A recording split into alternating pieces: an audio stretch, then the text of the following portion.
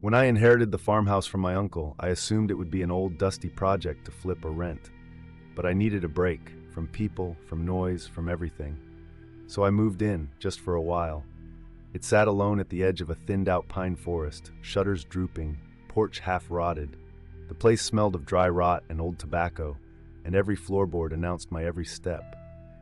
Still, it was peaceful, except the attic. The door at the end of the hall was bolted shut. On the outside. At first I assumed it was to keep animals out, but late that first night I heard something up there, a slow, deliberate dragging sound, like something heavy being pulled across the wooden floor. I laughed it off.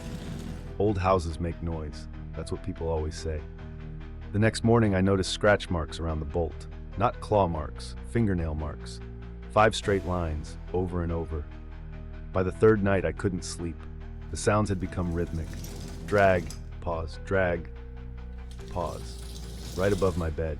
I finally grabbed a flashlight, a crowbar, and went up there. The attic was cold, not drafty, unnaturally cold. Dust choked the air, and every breath tasted stale, metallic. Furniture under old sheets filled the space like sleeping giants. The beam of my flashlight caught something, a photo album on the floor, open.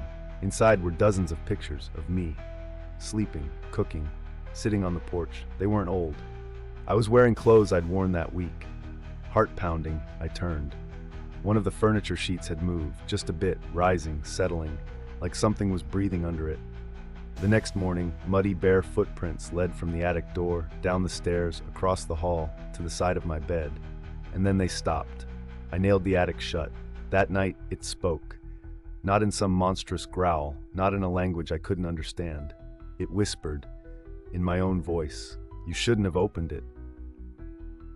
I didn't sleep.